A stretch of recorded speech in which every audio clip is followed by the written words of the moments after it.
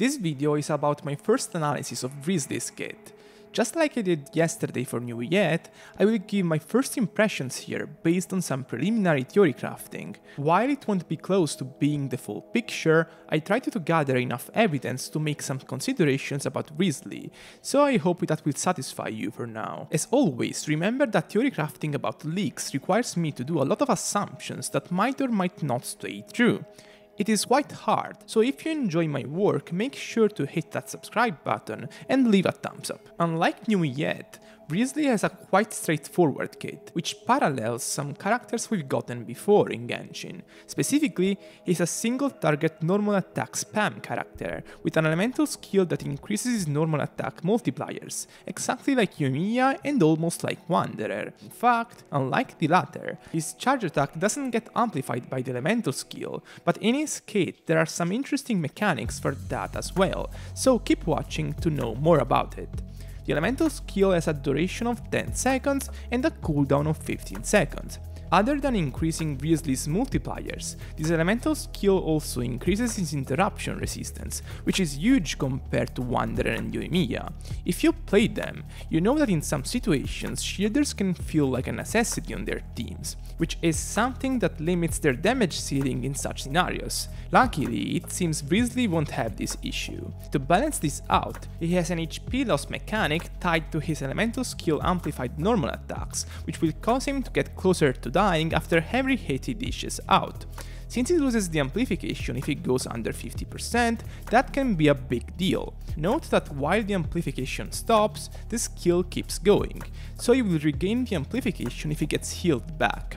On this regard, his charge attack has healing properties thanks to his first passive, which will make him recover 30% HP after he uses it, if he was below 60% HP before that.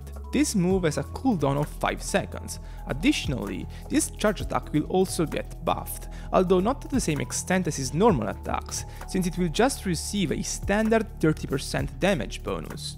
Basically, this is kinda like Wanderer's first passive, which makes some of his dashes deal damage. It's an out of jail card that will make you lose less damage than usual, but still something you don't necessarily want to spam. It's pretty nice to have though, because Wriothesley will presumably lose a lot of HP during his combos on top of receiving damage from opponents, so even someone like Bennett might not be enough to consistently keep him above 50%. The similarities with Wanderer don't end here, since just like the Anemo Fairy at Constellation 0, his burst is also an afterthought. It's a decently strong hit, and it can be a nice front load button whenever you use it, but it's not something you specifically want to invest energy recharge for, since it's not really a required thing for him to deal most of his damage. This archetype as a whole makes him pretty similar to Yoimiya even when it comes down to his team building options, with the exception that since he doesn't necessarily require a shielder, he can use the most offensive versions of her teams with no particular issues, meaning he can take advantage of incredibly strong cores to bring his own damage up. The Kazuha-Bennett duo is a classic now for hyper carries, thanks to how their buffs combination increases the ceiling of your own fielder, but the last slot is a quite contended one. Shenhe offers the best damage upside for Wriothesley, but while a character like Yelan might not be able to match her in terms of how high Wriothesley's output can become, she offers way more in terms of personal damage than her, and she also allows Wriothesley to continuously freeze opponents. Overall, the two compositions had rather similar team damage numbers in my first few tries.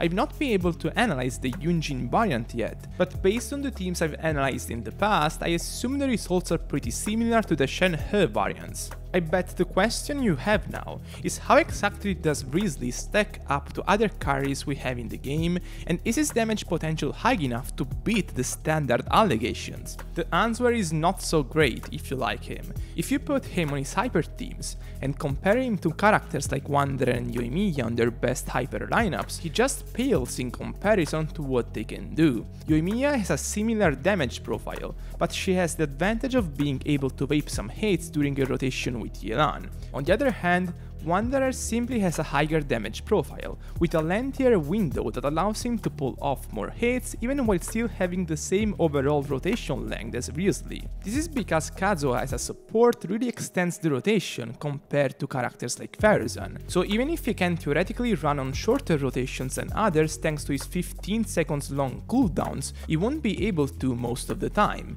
because of the limitations his supports impose on him. Specifically, Shenhe has a 20 seconds long cooldown on her burst, and even if you try to remove it from the rotation to shorten the whole team combo to something like 17 seconds, the damage trade-off isn't a positive gain.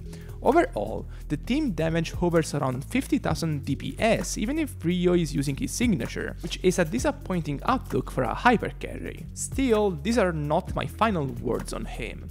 While his damage profile doesn't look too exciting as of right now, him being cryo does give him interesting upside in terms of team choices, which I've not been able to analyze yet. I will expand my analysis in the next few days and let you know as soon as I got something convincing. Overall, however, if I had to give an estimate on his current power level, it's definitely closer to what you would expect from a standard character than a limited one, an outcome that will definitely be a shame for somebody that looks so cool, but not one we're new to.